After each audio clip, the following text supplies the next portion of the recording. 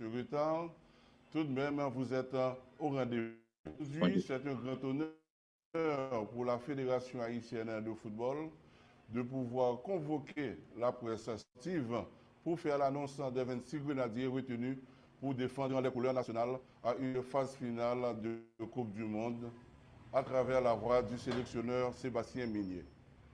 Participer à la phase finale de la Coupe du Monde reste le rêve de toutes les fédérations affiliées.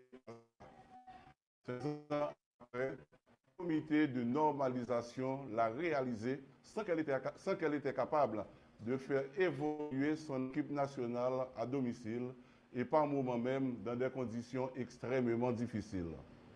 Matin, Sol Grenadiers qui se sont défoncés pour arracher cette qualification historique.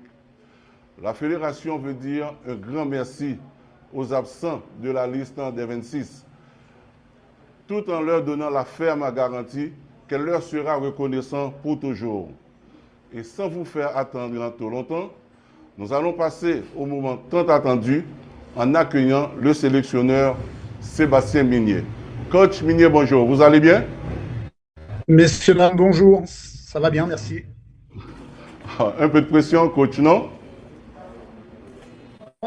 Avant les matchs du Costa Rica et du Nicaragua. Là, Okay, c'est que du plaisir maintenant. Ok, du plaisir. Alors, coach, quel sentiment qui vous anime à très peu de temps durant votre liste de 26 grenadiers? C'est un moment spécial car c'est le début pour les 26 joueurs qui seront sélectionnés d'une nouvelle feuille de route devant nous mener à cette Coupe du Monde. Donc c'est toujours un moment symbolique avant des grandes compétitions, qui plus est une Coupe du Monde. Après, comme vous l'avez souligné lors du préambule, 52 ans d'absence. Voilà, donc c'est un moment important pour les fans, c'est une certitude.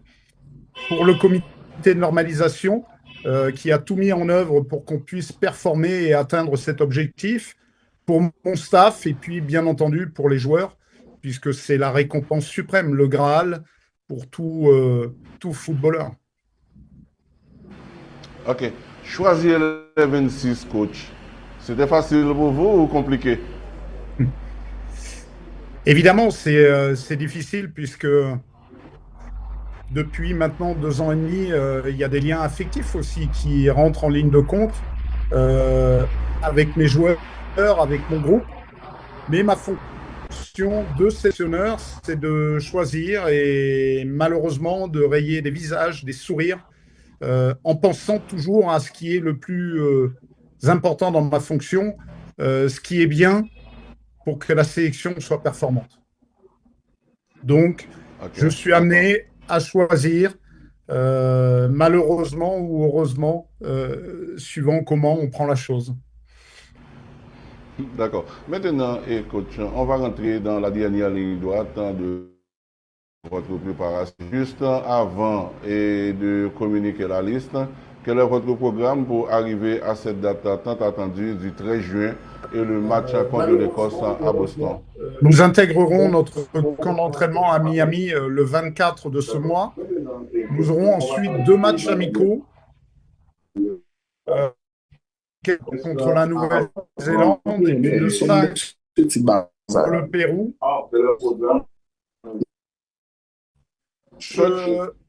2 matchs rapprochés. Donc il s'agira pour moi de manager au mieux les temps de jeu. Il ne s'agira pas de faire n'importe quoi et de prendre des risques sur à l'approche, parce qu'il y a 2 matchs amicaux. L'objectif suprême, c'est d'être prêt le 13 juin contre les... Donc ces matchs vont me servir à donner du temps de jeu à certains éléments, puisque dans ces périodes de l'année, en fin de saison, avec des championnats qui sont finis, termineront bien plus tard, il s'agira de faire un point sur la forme des joueurs, des uns et des autres. Certains auront besoin de temps de jeu, quand d'autres auront besoin de souffler. Ce sera aussi pour moi l'occasion d'avoir encore quelques réponses, puisque ce sont toujours les joueurs qui ont les clés concernant notre structure d'équipe, les diverses associations des uns et des autres et les connexions qu'ils peuvent avoir entre eux, de manière à ce que je puisse faire les meilleurs choix possibles pour le 13 juin.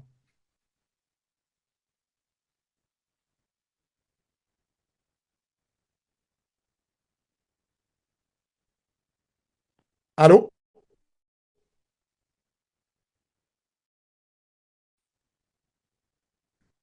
Oui, coach, on vous écoute très bien. Ok. Perdu tes cieux. Je-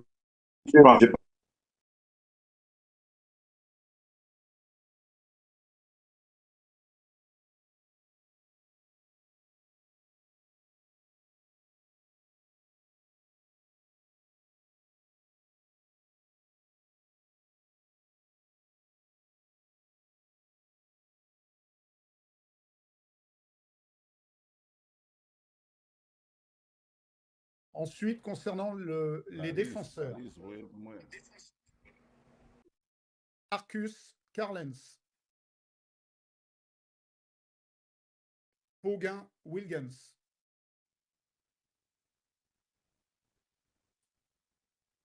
Lacroix Duc,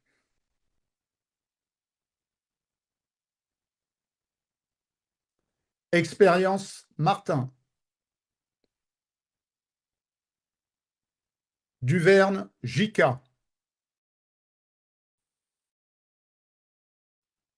AD Ricardo, Annès Delcroix,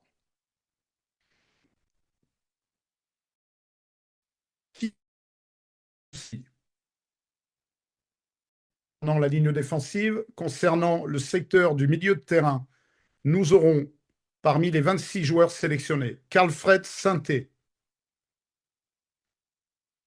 Leverton Pierre, Jean-Jacques Danley,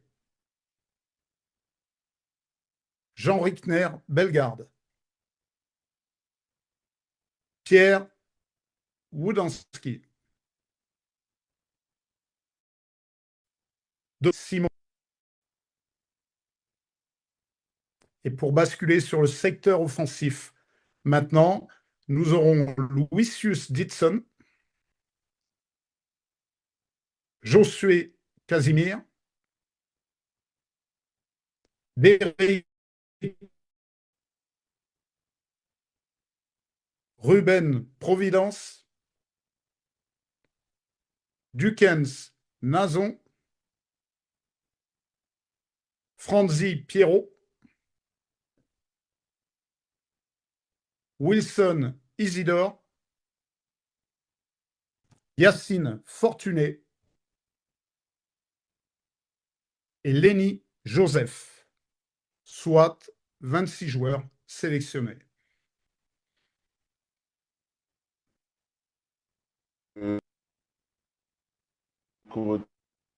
Vous venez d'entendre la liste des 26 joueurs et sélectionnés pour défendre les couleurs d'Haïti à la phase finale de la Coupe du Monde. Je veux croire que coach Minier est prêt pour répondre à quelques questions. Donc, chers confrères, vous allez faire ça dans l'ordre. Et comme d'habitude, vous aurez à vous présenter, quel média que vous représentez, mais surtout une seule question. Pas de questions à plusieurs volets, pas de deux sujets, une seule question pour le coach. Bonjour, je m'appelle Bonsoir. Sébastien Messina, je travaille pour Magic 9 et le Noveliste, et pour AFP également.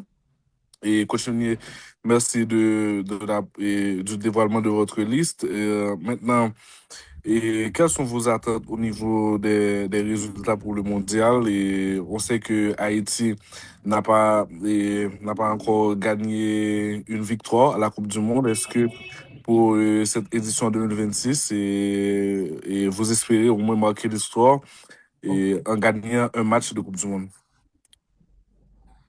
Je pense que dans votre question, il y a une partie de la réponse quant à nos objectifs. Le premier sera bien entendu d'essayer de prendre un premier point en phase finale de Coupe du Monde, mais ce serait trop peu de motivation donnée à mes joueurs tels que je les connais. Quand on s'engage dans une compétition, c'est pour essayer d'être performant. Sur notre nouvelle feuille de route, il y a un accessite au 16e de finale. Voilà, c'est ni plus ni moins ce qu'on essayera modestement de faire en essayant d'insister sur le jeu plus que sur l'enjeu. On essaiera de se donner des objectifs de moyens plus que de penser à l'incidence réelle des résultats. Ça veut dire, j'attends de mes garçons qu'ils fassent preuve de générosité, de connexion les uns entre les autres, qui renvoient aussi la meilleure image possible. Je pense que c'est une vitrine formidable pour Haïti. C'est d'être à la hauteur de l'événement. Si on peut performer et avoir des résultats, ce serait formidable. Voilà modestement les objectifs que l'on va se fixer. Bonjour, Merci, bonjour. et coach. Bonjour. Oui, oui. Nous Ouais, vous prions d'attendre que M. Gentil choisisse le journaliste, s'il vous plaît, pour les questions. Mais comment il fait le choix? Et, monsieur- Levez la main. Vas-y. ok, je suis là. Merci. Je suis là. Allez-y. Bonjour, monsieur. Ici, les confrères qui sont ici présents. Et, ma question elle a deux volets. C'est concernant Lenny Joseph.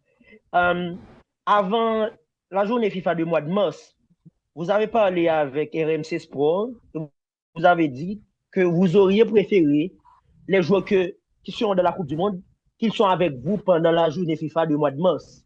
Entre-temps, Lenny Joseph n'était pas là. Qu'est-ce qui a changé entre-temps? Et comment comptez-vous l'intégrer dans cette équipe pour la Coupe du Monde, puisqu'il n'a pas joué aucun match amical avant et cette compétition avec la sélection haïtienne?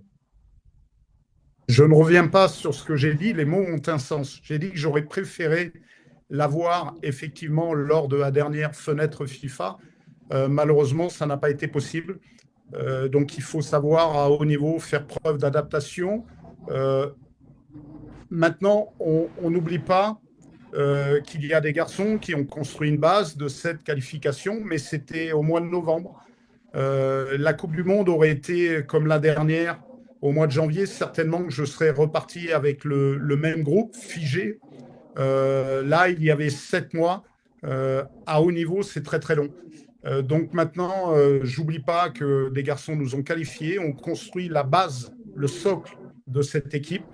Maintenant, il s'agit d'optimiser ensemble avec des ajouts parfois, soit dans des secteurs de jeu où nous en avions besoin, par exemple avec Dominique Simon, ou l'opportunité, Lenny Joseph. Je suis là en pensant à la compétition qui arrive, la Coupe du Monde, mais aussi à l'avenir de la sélection et de la fédération. Et quand on a un garçon comme Lenny Joseph qui est performant à haut niveau et en Europe depuis quelques mois, je pense qu'il était de mon devoir aussi de l'intégrer progressivement. Alors, il va arriver sur la pointe des pieds. C'est pas facile de devenir international, qui plus est en pleine Coupe du Monde. Jean Rickner, dernièrement, a pu en témoigner. C'est différent. On arrive sur d'autres continents, sur d'autres niveaux. Revêtir le maillot des Grenadiers également. Il faudra certainement du temps, une expérience collective avec ses partenaires pour être performant. Donc, on va essayer de l'intégrer progressivement. Et puis, ça créera aussi de l'émulation au sein de mes attaquants. J'ai une question. Ce qui nous rendra, je l'espère, la concurrence vise à rendre performant. Voilà. Bonjour. Bonjour. Oui, nous avons une nouvelle question. Allez-y. On va demander à Manson Chéri qui a levé la main. OK. Bonjour, coach. Bonjour. J'ai une question un petit peu technique par rapport. On va demander à Manson Chéri qui a levé la main. Ta question. Bonjour, coach. Bonjour. Et je voudrais vous demander quelle importance accordez-vous. Quel média? Oh, c'est Manson Chéri de Haïti Tempo. Merci. J'aimerais vous demander quelle importance accordez-vous à la forme actuelle des joueurs en club et quels sont les critères principaux pour choisir cette liste.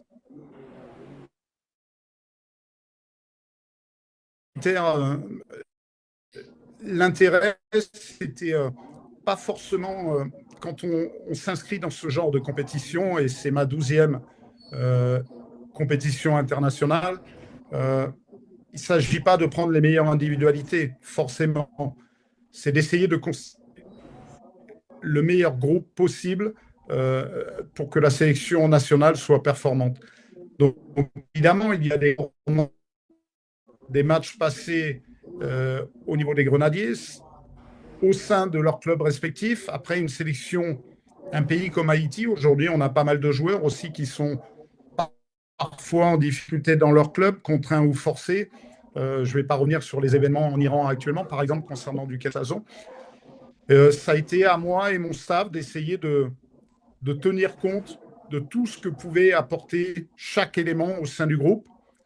Et est-ce que la balance, à un moment donné, serait positive et en sens, voilà, de manière à effectuer les meilleurs choix possibles. Donc, comme je l'avais fait en fonction et de sélectionner et donc de choisir et malheureusement d'écarter des éléments qui aussi parfois ont été performants en club. Voilà, c'est d'essayer très modestement, d'essayer de constituer le meilleur possible, tous vos meilleures associations, les meilleures connexions, parce que si on arrive à être structuré et connecté, je pense que ce sera la clé lors de cette Coupe du Monde. Bonjour à vous tous. Merci, coach. Allô, bonjour. Oui, allez-y. Mon nom c'est Delva Blanc. Je travaille pour Giveaway Network. Et un petit peu avec 9 attaquants, coach Sébastien Minier, allez-vous modifier votre système? Pour quel système allez-vous opter durant la Coupe du Monde? Ensuite, parlez-nous un tout petit peu de Dominique Simon. Alors, merci. Je voudrais rectifier un petit peu. J'ai toujours du mal à donner. Toute dernière question pour la conférence de ce matin. Bonjour. C'est l'explication Alexandre du journal Le Noveliste. Ma question, sachant que la blessure est la pire ennemie des footballeurs, avez-vous une liste de réserve pour pallier à des éventuels joueurs blessés, s'il te plaît? Je rappelle que nous avions communiqué, comme les règlements l'imposent, une liste, en tout cas pour la Fédération haïtienne, de 50 noms.